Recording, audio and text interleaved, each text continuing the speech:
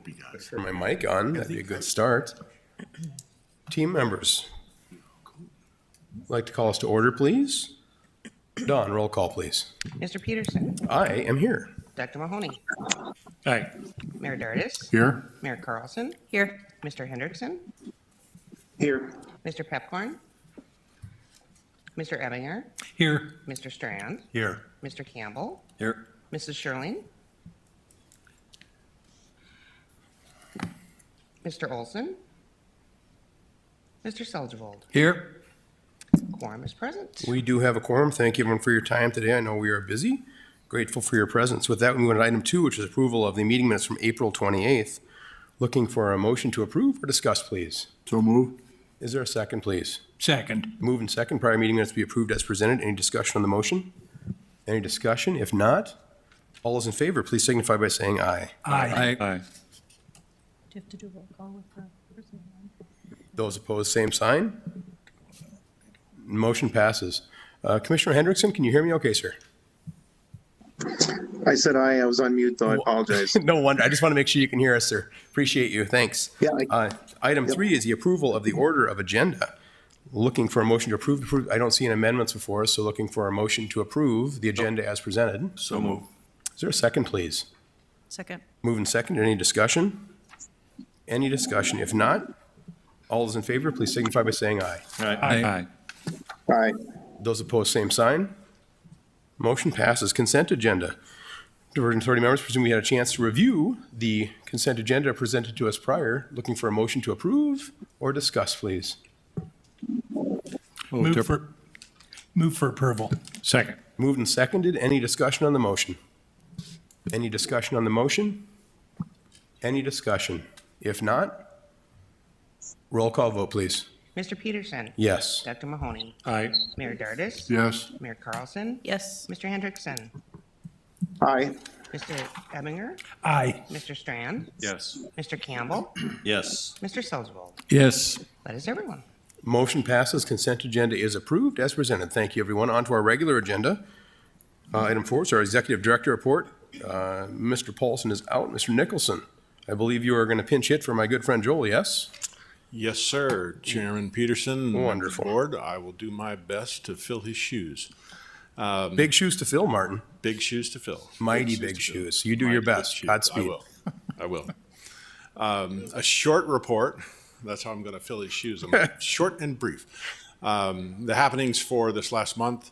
The program continues to get notoriety in a variety of ways and getting the word out. Both Joel and Greg Thompson were at the Association of State Floodplain Managers Conference last week, making a technical presentation on the project and how it will improve flooding conditions in the local community.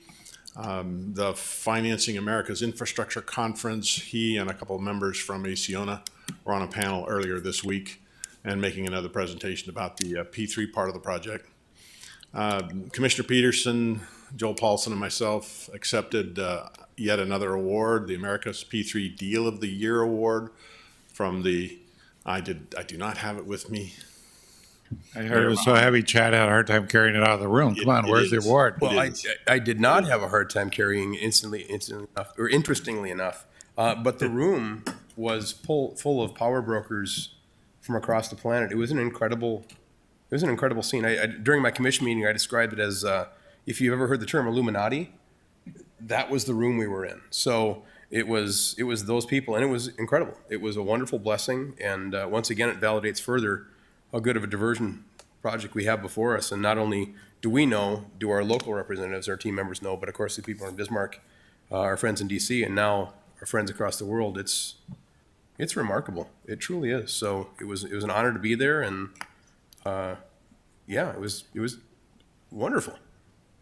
And that brings, I believe, the total now to about 8 global and national awards that the project has received. And I'm sure there'll be more awards as all the project participants are looking to apply for notoriety as being part of this deal.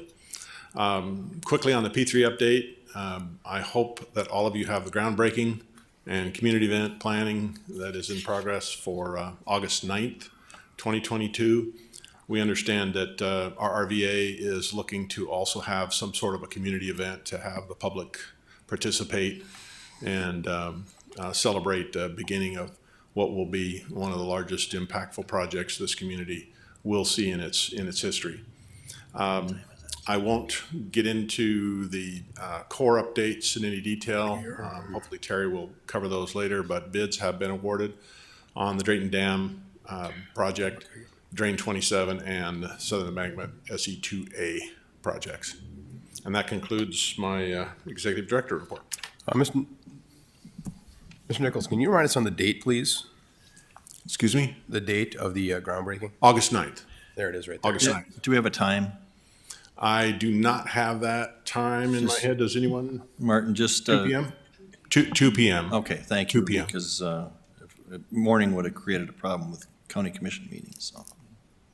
So scheduled for 2 p.m. and I suspect any other community event would be after that. Yeah, I have my calendar marked at 2.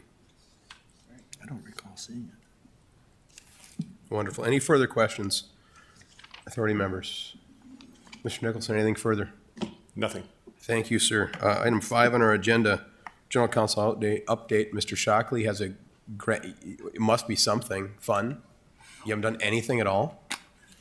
Like nothing to report this whole time? Okay, I guess that'll be reflected in finance that we just approved. Good to know.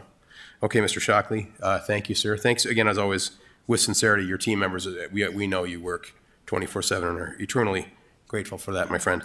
Item 6 on our agenda, U.S. Army Corps, Ms. Williams. Good afternoon, Chairman Peterson. Can you hear me Nice. okay from St. Paul? Splendiferously. All right. This is the monthly update for May for the Corps of Engineers, bottom line up front. As of 19 May, the Corps has awarded all 4 of the construction contracts that we had planned for this year. The Red River Structure, Drain 27 Wetland Restoration, Reach SE2A, and Drayton Dam Mitigation Project. The total contract amount is about $133 million. So quite proud of our team for accomplishing all 4 contracts that we had planned to do this year. I'll get into the construction update. The most recent drone footage will be shown right after I talk here. So that will cover mostly what's going on at the DIS and the Wild Rice. For the diversion inlet structure, it's 79% complete. Again, they continue to prepare to hang the gates this summer. For the Wild Rice River structure, we're at 53% complete and remain on schedule. The pouring of the center pier, as you'll see in the drone footage, and also preparing to receive delivery of the gates this midsummer. Number 3, the I-29 raise. If anybody's driven south on I-29, you've experienced the detour due to reconstructing that County Road 18 interchange that goes off, to the east into the Oxbow, Hicks, and Bakke area. The mainline raise will occur from south to north and be complete next summer. Number 4, Reach SC1, we're at about 80% complete. That'll be, construction will be done this fall. Number 5, the Red River structure. They are currently clearing trees on the site, and by mid-June, they should have all of the prep work to start construction, like getting the office trailers in, site stripping and all of that. So mid-June, we'll start seeing probably some excavation of the hole that's already there to prepare to start driving pile this summer. Number 6, Drain 27 wetland mitigation. We awarded that on 28 April for about $3.9 million. We had to just award the base contract due to the lands issue south of 112th Avenue. Moving on to Drayton Dam, we awarded that on 19 May to HSG Park JV for just under $8 million. So that firm now has 2 construction contracts with us, Drain 27 and Drayton Dam. Notice to proceed was just issued today for Drayton. So the next step is to have a pre-construction meeting, get their submittals in, and then start construction up at Drayton. Number 8, Southern Embankment, Reach SE2A, that was awarded on 12 May for just over $6 million to a firm called HG Construction out of Platte City, Missouri. That has to be completed by September of 2024, so there's a couple years of construction for that reach that's between the inlet and drain 27. Number 9, this is all the design that keeps ongoing for us, all of the remaining reaches, 1B, 2B, 3, 4, and 5. Those are the percent reviews that are starting basically up in July for SE4 and 2B. Our additional activities are listed. We continue to support the design and construction of the diversion channel under P3, continue forest and cultural mitigation planning, emergency action planning, and the water control manual. With that, are there any questions, Chairman Peterson? Board members, any questions for our friends in the Army Corps? Mr. Chairman. Mayor Mahoney, please. Terry, on your bids when it came in construction, we've all been a little worried about creep in construction cost. Were you underneath the engineer's estimate? So for all 4 of the contracts, we were underneath the engineer's estimate, yes. So I'm pleased to report that we've all, I guess, been worried about creep of material costs and all of that. So for us to come in, get some good bids under or around our government estimates is a very welcome situation, Mayor Mahoney. I suppose our friends in Washington kind of like that because it makes the Corps look pretty good, doesn't it? We're feeling pretty good, Mayor.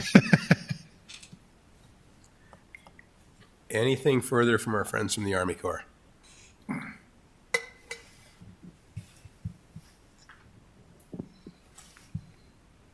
Wonderful. Looks like we have a bit of a flyover.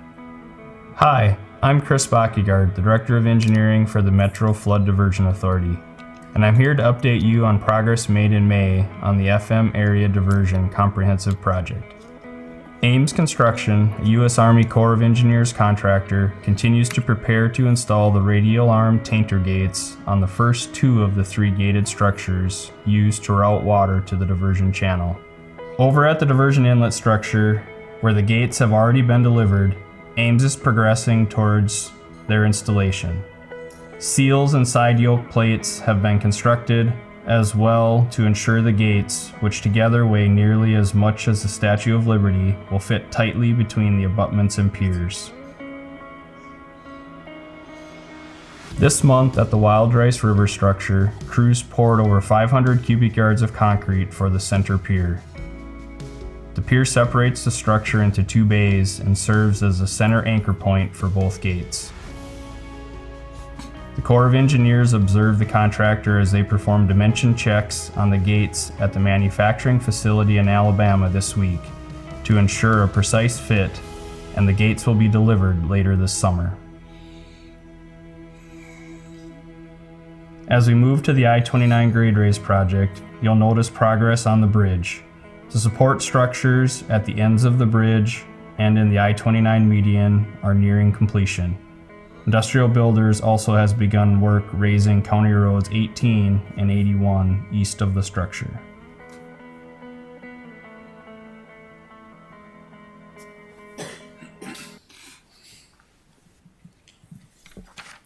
There we are, team members. Looks like we're pounding some nails in the field. Good stuff. Anything further under the Army Corps item? Team members, Army Corps team, if not, let's progress to item 7, public outreach, as I relearn English momentarily. Amy, are you going to tackle this for us? I will. Wonderful. Good afternoon, Mr. Chairman and members of the board. I have just a few quick updates. This month, we're continuing to work on the website and are thrilled to say that all the current updates have been completed while we're working forward toward the new site. We also added a few new pieces. There is a section now for our Faces of the Diversion. And one thing that we have been working hard toward is we've been getting tour requests coming in kind of piecemeal through different people and realized we really need a better process, especially with the P3 on board. And so now we have a form that should go live in the next couple of weeks, and it will actually direct to who would be doing the tour based on what the interest level is, whether it's once we start doing some groundbreaking on the diversion channel or some of the gated structures. And then a newsletter sign up form will be added soon too, which I have a little bit more on the next couple of slides here. So here is our newsletter. This is just a quick look at what's to come. It will be a monthly newsletter that we are partnering with RRVA on. It's part of our, it's required by the TRs. And so each month beginning in early June, we will be sending this out. And then just one more slide. We're continuing to monitor social media as we're getting up to speed, seeing what resonates with our audience. And so we're seeing that the drone video, like you just saw, is really one of the key pieces that our audience is reacting to.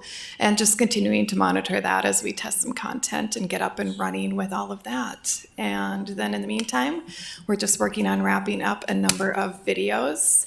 We'll be ready to send an office address change notification here soon once the MFDA is completely relocated. And then as part of the tours that we're looking at, we're putting together some handouts so they have a little something to leave with. With that, I'm open to any questions you may have. Board members, any questions for our Friends of Public Outreach? Any questions? If not, I found the website exponentially more usable. Fantastic. Yeah, it's been just swimmingly efficient, so I'm grateful for that myself. So just so you know. Wonderful. Any other questions? If not, And thank you all for getting your pictures taken. We'll update that on the website soon too. well, that's very important. If not the most, that's even more important than the channel, probably, right? Absolutely. Gee whiz. All right, thank you much. On to land management. Commissioner Sherling is out. Ms. Smith, I believe you are going to tackle this one, correct? Yes, sir. Wonderful. So Chairman and members of the board, in your packet, you'll see a recommendation coming from the MCC JPA, which was unanimously approved on April 28th. This recommendation does include a letter from our executive director making the recommendation that we create a separate process for our organic lands. As you can see through the memo, the first step of the process is that we will appraise the value of those organic lands. This was completed in November of 2021. The second step then is to identify all of our organic landowners and the asset lands. This has been completed. Within that second step, additionally, we will be offering the organic lands first to other organic farmland producers. That step has not been completed. It is pending your approval today. Our land agents are anxiously awaiting because they have been talking to several of the landowners already about this opportunity. If the organic farmland owners are not interested in those parcels, the next step would be that it would be kind of held in our queue for our farmers who are impacted by the southern embankment, and we'd be looking for a land exchange opportunity. If none of those are interested in the property, it would then go out to public auction. We did have several of our land agents at the MCC JPA meeting a little bit earlier, and they assured us that we would not get to step 4, that they have several landowners who are specifically interested in this land. So today, the recommendation is that you approve the disposal of the organic farmland following the steps in the attached recommended letter. And I'm open to any questions if you have any. Board members, questions? Move to approve. Is there a second, please? Second. Moved and seconded, the proposal be accepted as presented. Any discussion on the motion? Commissioner Strand. Thank you, Mr. Chairman. I'm just curious, with a situation or an opportunity like this, would there be any value in running this past our Cass Clay Community, our Food Commission, that have a reach through the whole region and might have a sense of maybe some opportunities we may not think of? I don't know if there'd be a downside to that, but. Ms. Smith, open table. I'm looking to Commissioner Campbell. I can see his something to say. Yeah, I would say Commissioner Campbell may have an answer for you, Commissioner Well, I Strand. hope so. well, I don't know that I have the answer, but what I do know that what we're looking for in the intent here, so we have 4 remaining organic farmland owners on the Minnesota side who we need to acquire property from. And they've indicated that they'd like to continue organic farming. We happen to have, for the remaining acres that we have available that qualify for organic farming, we have the same number of parcels that we have to acquire. And so our first proposal here would be to keep it organic farming, but the process would be to do an acre for acre exchange for what we have to take, and to allow them to move their organic land to something that's already qualified as organic land. In terms of your question, moving forward to some of these other food partners, I think the goal is to keep it under organic ag production. And what those individuals would do with it and how they distribute it or where they take it, I think goes to your question. And I don't know that's part of our negotiation process in terms of making sure that the acquisition can happen as we've hoped it to happen. I don't know if that answers your question or not. But. Commissioner Campbell, does help me, and I think that's great if we can do a swap and an exchange, organic land for organic land. If that doesn't happen, and if it's going down the path of offered to the public for sale, then I would like to intercede and see if we have partners in our reach out there through the food community to see if they have suggestions or ideas, because it's a public asset. And they may, it's just that, so if that doesn't happen, let's keep this on our radar and be open to thinking about, it'd be a loss to not have organic land stay organic when we have it available now, if there's any way to do that. Based on our preliminary discussions and references that we're having from our land agents, I don't think there's going to be an issue in terms of that staying organic land and the trades that we're looking at. The biggest issue is, of the remaining property owners who want it. I think our message is encouragement is to hurry up and sign up for the one-for-one that they want. Because we've talked about it, we talked about our MCC GAPA meeting today, that needs to be on a first come, first serve basis. So if you have farmer A wants these 80 acres, we would suggest that they don't wait around, because farmer B might want also those same 80 acres and might, so it's a goal is to get it done and get it done rapidly. So Thank you. yeah. Any further discussion on the motion?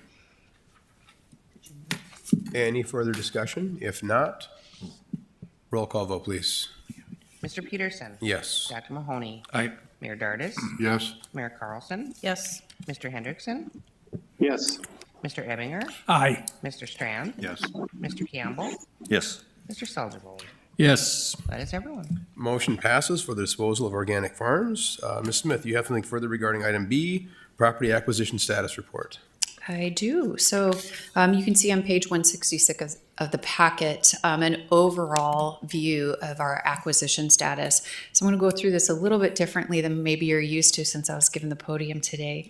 As you can see on here, a particular note is the acquired via last resort and eminent domain. We have seen a decrease in this. You can expect to see a news article coming out in the forum either tomorrow or on Saturday, as I've been requested to comment on how our eminent domain actions are going. In there, it's good for you to know, in December, we had 31 landowners with 97 parcels. As of the board meetings today, when we reported out, we have 26 landowners with 84 parcels. That is all the result of negotiations that we're able to sit down either directly with the landowners or with their legal counsel and come to an agreement that has been supported by the Cass County Joint Water Resource District Board.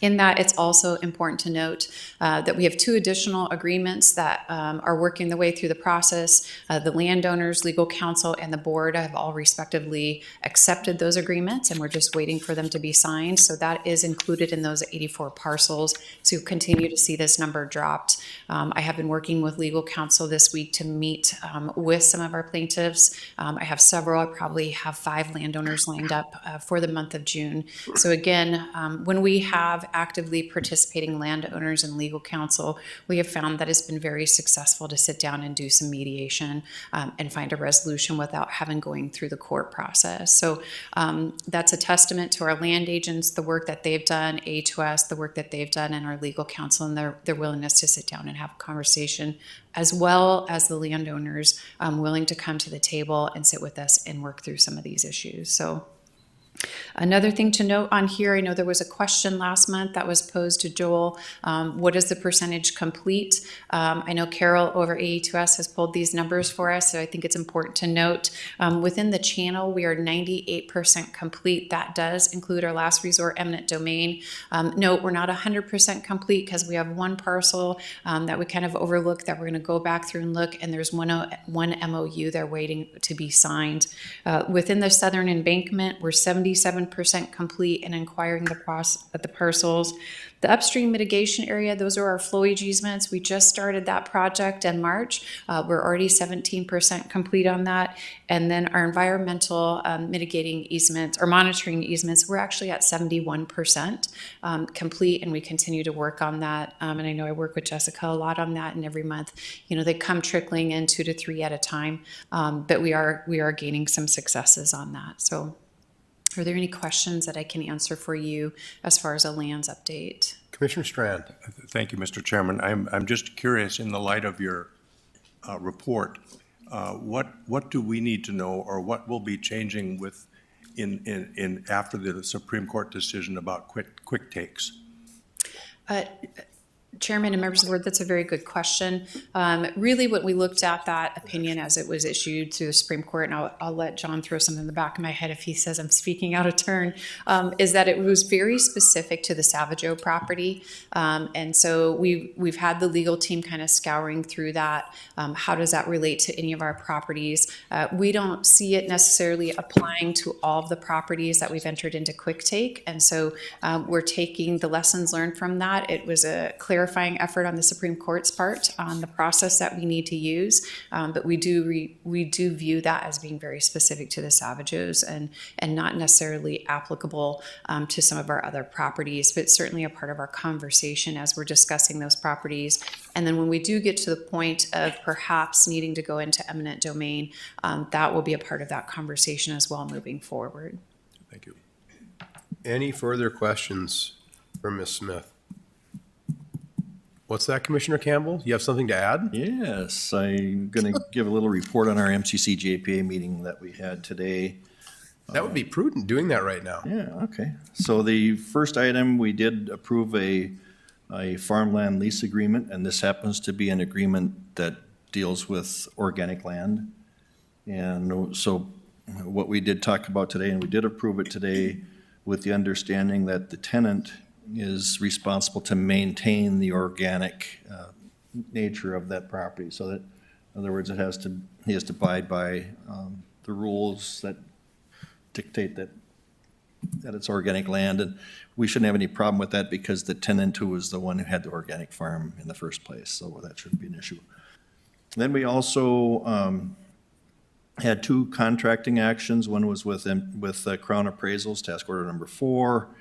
And that was moving forward with under phase 3, and that had to do with other types of properties other than tillable land. There were 21 parcels involved there, so we did approve that task order. And also then we had another, and that was with Crown Appraisals, and then we did another task order amendment to the Compass Land Consultants. And that was for the same thing with different types of lands other than the tillable land. And there were 7 parcels involved with that. And those were all cleared to go through our MCC JPA today. Wonderful. Any questions for Commissioner Campbell or Ms. Smith? Any questions? If not, proceed. Thank you much. Proceed on to item 9, the finance update. Mayor Dardis, please. Good afternoon, Mr. Chairman. The consent agenda items A through E are the items that came before the Finance Committee meeting. We did have a meeting yesterday. All passed unanimously as the presentations were made by various members of the team.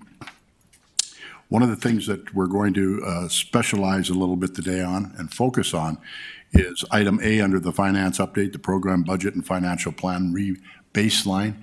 And I'd call on Mr. Mark Nicholson for that. Thank you.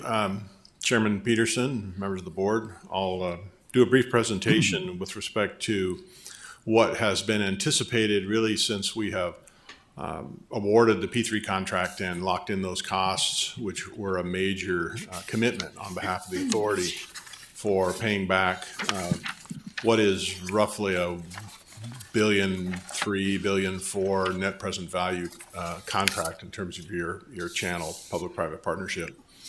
So I thought I would revisit a slide that was used back in 2015, I believe, first to talk about how the financial plan inputs are developed and then what the financial plan includes to be able to produce the numbers that I'm going to review today. So on the left-hand side of your screen is the cost and risk inputs. So those are cost estimates done mostly through Jacobs and their team with respect to construction cost and the acquisition cost of lands, cost of mitigation, all of the MOUs, the settlement agreements, everything that has been agreed to by the authority, relocating utilities, all of the non-construction costs, legal, financial, technical, and then of course the contingency. And I think through the lunch and learns that Paul has put on, you probably have an appreciation for the number of items in the risk register, how they're priced and how they're managed to come up with a contingency number. All of those are then spread across the construction period by year, really by month, and then those inputs are then put into the financial model. The financial model is where cost escalation is considered. So we produce these costs in current dollars. The financial plan says if you're going to spend something out in 2025, you escalate it at 3%, and that's going to be your real cost out there in the future. We have included the interest rates that we believe are appropriate for all of the borrowing that is needed short-term through construction, all of the revenue sources, the state grant funds, obviously the sales tax revenue is your primary revenue source through the construction period and beyond. And of course, all of the financing costs. And we've all talked about the great work that John has done and others through EPA WIFIA to land some very attractive financing that has greatly assisted the affordability of the project to remain on track. So once we take those inputs, run the financial model, if you go to the next slide, Peggy, please. We come up with what is the program budget for the Diversion Authority's costs. So I'll take a bit to go through this table.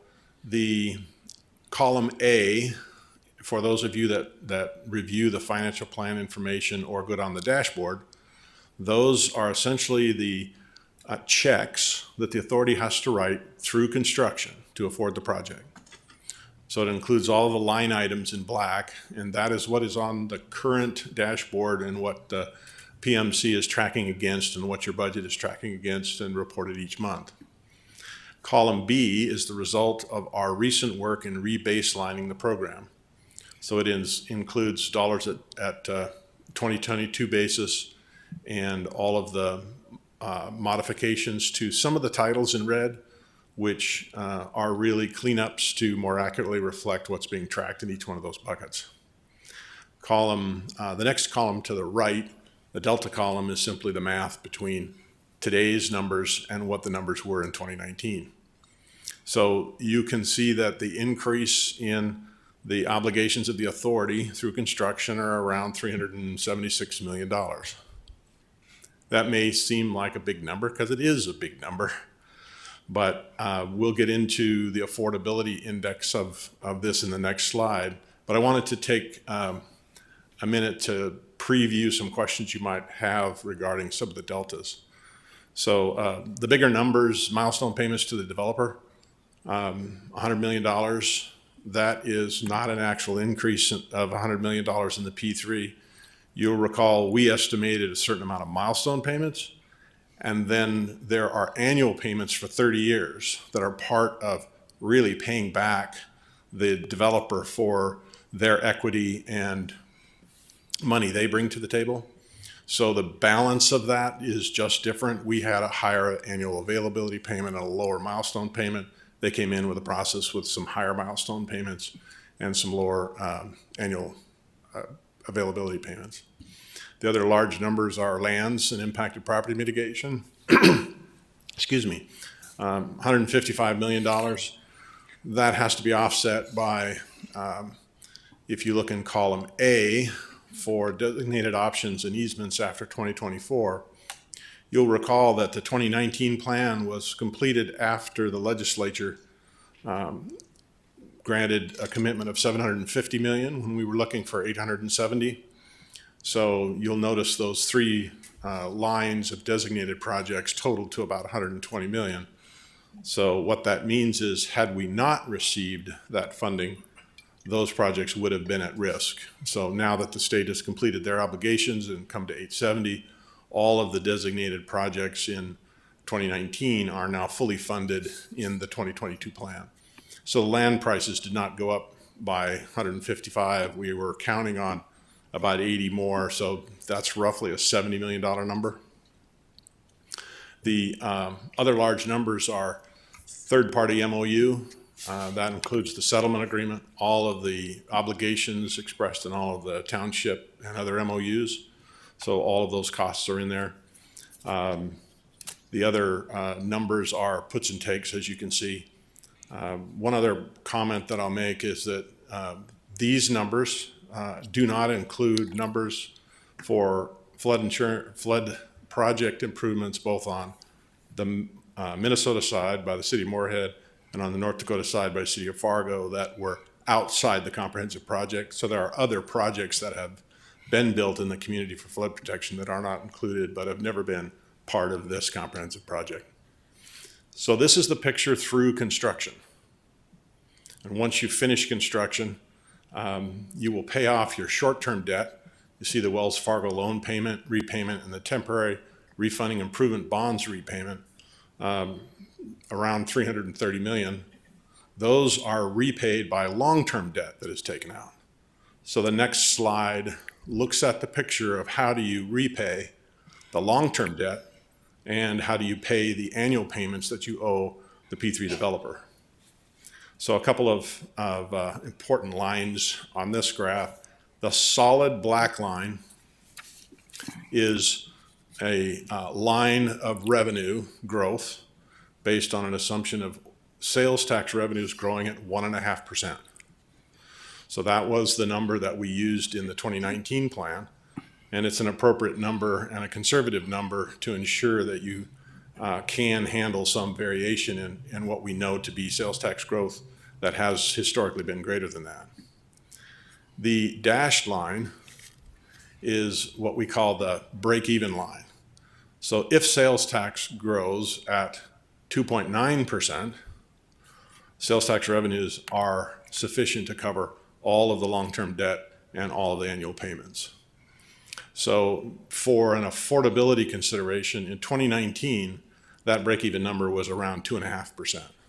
So even though we've seen significant growth in cost and obligations, the affordability of the project hasn't changed materially. And that's because why?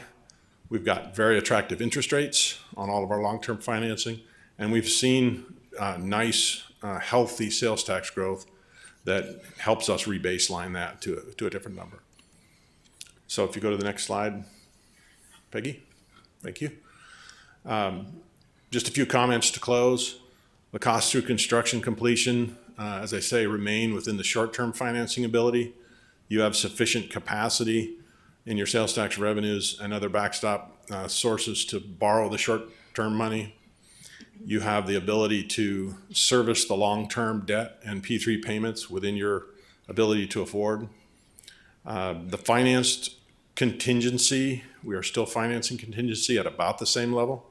So you're still protected on that for changes up to about $160 billion. And as I stated, all long-term debt and payments are covered if your sales tax receipts grow at 2.9% per year or greater. And with that, I'll stand for questions. Team members, any questions? Mayor Dardis, please. Not a question. I want to acknowledge the work that Paul Barthol and Martin Nicholson.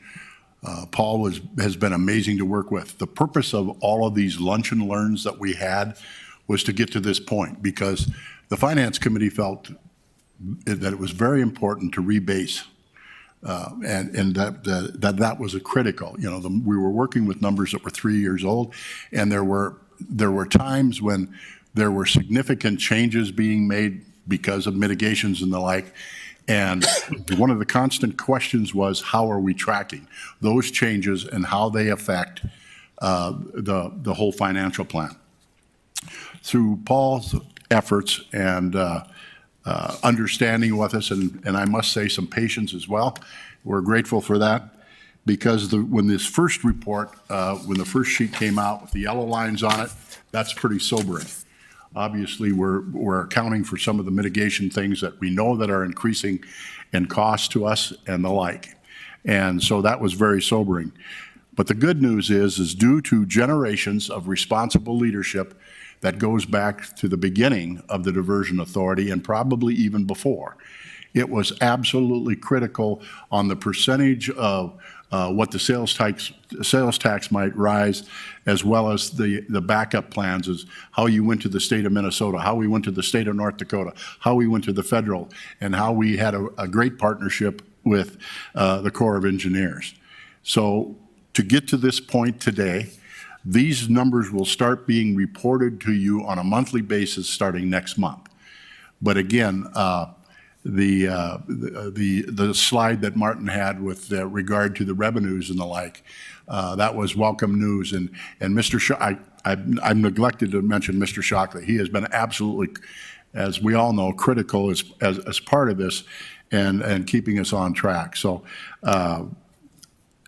despite the increases in the fact that it's $376 million, this project continues to be very affordable for us. And again, due to the generations of great leadership and the consultants that we have on this, is a result of the news that we're sharing with you today. Thank you. Thank you, Mayor. Any other questions or comments? Commissioner Strand, please. Thank you, Mr. Chairman. A topic I've been asking about for a few years now, and I would actually like to see a formal presentation to our full board. A lot of folks don't know that our sales tax has a cap on it. And I'd like to know the implications. I'd like a formal report on the status of our tax, who has the caps, what do the caps on tax collections mean, what would be the availability of avenues to explore a vote of the public or change of those ceilings or caps on our sales taxes, because I have a sense it would have a profound effect on our paying back of this project. And I'm not going to just insert a bunch of editorial comment right now, except it's time for us to formally look at that topic and not just keep kicking the can down the road. We've never discussed it formally. And if we're going to do it, this is a request I'd like to advance. Certainly, Commissioner Strand and members of the board, we will take that back and certainly have the capacity to pull that together and have a presentation for the board. Thank you. Mayor Carlson, please. Thank you, Chair Peterson. Just wanted to thank you, Mr. Nicholson, for the Mr. Martinson. I didn't know if you'd catch that or not. I did. I caught it. Anyway, just wanted to extend my appreciation for the acknowledgement of the the vast sum of money that the state of Minnesota has contributed to the flood diversion project. There were a number of in-town projects that were done in the city of Moorhead that were completed prior to the JPA even being signed. And so sometimes those things are not reflected, and I look forward to a time where we just, even if it's a little asterisk, that shows the contribution that the state of Minnesota has made, since it's well over 100 million. So thank you so much. Any further questions or comments for our team? Mr. Martinson, anything further to add? Chairman, I believe the request is to, for a recommendation to the program management consultant, Jacobs, to begin this tracking that Bernie has asked for. I think they would like some acknowledgement that beginning in June, you would see status against the rebaseline numbers and that work breakdown structure versus the one you have on your dashboard now. Mr. Chairman, I'd make that motion. Second it. Moving second. Any discussion on the motion? Any discussion? If not, all those in favor signify by saying aye. Aye. Those opposed, same sign. There you go. Those opposed, same sign. Motion passes. Anything further to add? Mr. Nicholson, thank you, sir. Obviously, as everyone else said, I will reiterate, grateful for your team and all your team members' time on this incredibly important matter. Item 10, other business, Jacob safety presentation. Mr. Chrisman. Thank you, everybody. I am Zach Chrisman with Jacobs, and I am the lead safety and P3 field monitor for our team. I will be going through and reading some highlights from our safety, starting on page 177 of the packet. First and foremost, safety is number one, priority number one. And then Jacobs, we've developed a comprehensive project health, safety, and environmental plan to ensure process leading to project risks are being eliminated or mitigated through the identification of hazards, assessment of risk, and the application of effective control measures to achieve a safe and healthy workplace for ourselves and the sub-consultants to whom we have legal and moral duty of care are established. We've also created an initial hazard identification and risk assessment, which will be updated throughout the program. And as part of the PHSEP, or the Project Health, Safety, and Environmental Plan, we have a step-back process, which is a task-level, personal, and team risk assessment and hazard identification process. It's developed to ensure that non-routine tasks are completed without an adverse event occurring. We'll let you read through that. Beyond Zero is a huge culture of ours, and as Jacobs has developed and pushed. It's our approach to health, safety, and security of our people, and to the protection of the environment and the resilience of the project. And it's the foundation of our company's culture of caring and a core part of our values of who we are at Jacobs. Our vision, work must be healthy, safe and secure for our people and our planet. We go beyond our workplace and into our daily lives, creating a safer and healthier future for our families and communities. So we push safety not only at the project or at our office, but beyond the office, and take it home with you. Definitely want you going home safer, or as safe as you did coming into the office. On the next page are Jacobs' personal protective requirements. We are required to wear hard hats, safety glasses, protective boots, long pants, a shirt with at least 4-inch sleeves, gloves, and a high visibility vest. Our field staff training requirements, driving safety, RRVA, or the developer site-specific safety training, OSHA 10 and OSHA 30 classes, first aid, CPR, and AED, E-rail safe, and BNSF contractor orientation and roadway worker protection. We have been and will continue to participate and work with the developer to maintain a safe project throughout the duration of the project. And that's all I've got. Thank you, Mr. Chrisman. Looking at your safety requirements, the shirt with 4-inch sleeves, does that mean Mayor Mahoney can't wear tank tops on site anymore, or is that just for your team? Well, for Jacob's requirements. Okay, so Mayor Mahoney, you're still good to wear tank tops. Good to know. Okay, board members, any questions for our safety team? Commissioner Strand, please. Thank you, Mr. Chairman. This is a really important topic, and it's good that it's on our radar, the value of safety. A question I have is when we're awarding contracts, are we vetting our applicants' safety records as a consideration for whether or not they're considered for getting an award? That is a wonderful question, and I'm going to have to turn to Paul for that to help me out. Thank you, Paul. So when you talk of awarding contracts, there's a couple different types of contracts that we're working with. The first and foremost is the P3 contract. And within that contract, we did require the developer to provide us their health and safety plan, and it was part of their proposal. The draft version of that were part of the proposals that we received. So yes, they were evaluated on their health and safety plans, their safety approach to the project, and how that's going forward. Then we have also been integrating with them, reviewing those plans as they've finalized them. They've gone from draft version to final version. So if you hear the terms NTP1 or NTP2, especially notice to proceed to NTP2, that is basically the box that allows them to go out in the field in construction. And so they have to have their health and safety plan finalized and in place prior to achieving that NTP2 notification. So that it's critical for them to get out in the field that they have to have their training in place, their employees trained, and the health and safety plan in place. The other types of projects that we bid are based upon, much like the city, much like the counties, it's a low bid type environment that we bid our demo projects and things that way.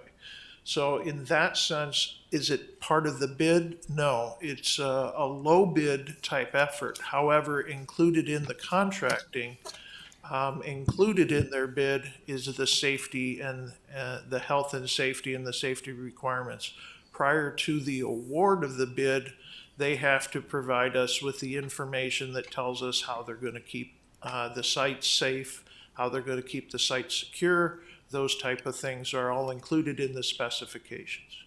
If I might continue, Mr. Chairman, having a plan is one thing, but having a past history of inadequate safety protections for workers is what I'm concerned about.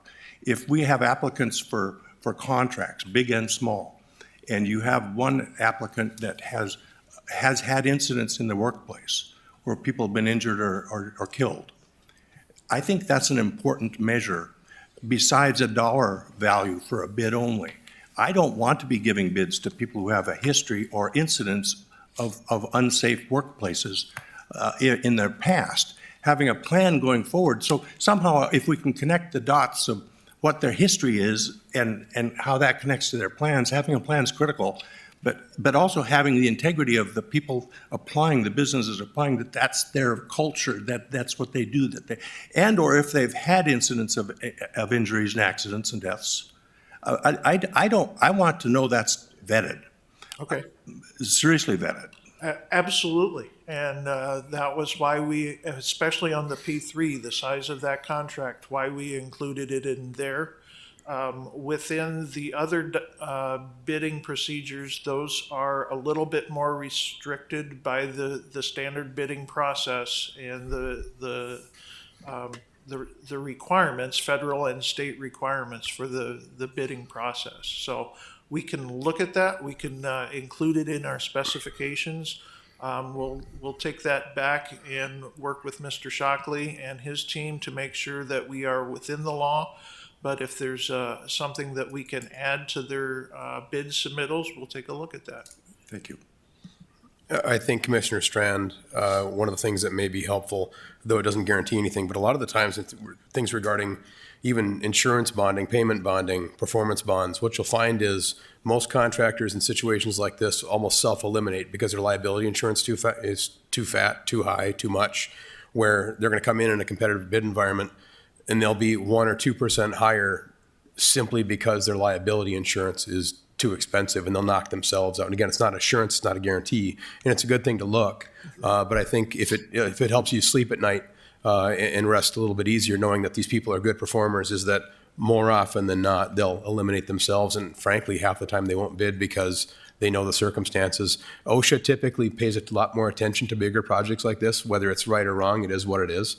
So those people that are bad actors, for lack of a better term, don't seek the limelight. So again, it's not a guarantee, but I hope it helps you rest a little bit better. Yes. And if I continue too, I think we have a couple OSHA inspectors for 2 states or something like that. It would take them like 99 years to inspect everybody out there. So I'm not counting on that proactively.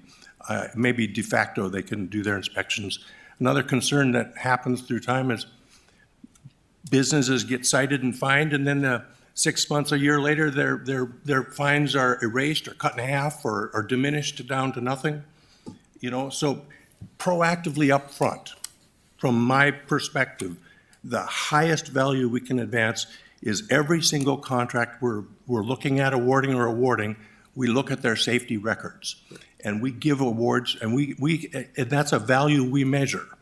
What is their history? What is their track record? Have they had incidents in the past? Have they addressed them? Do they still?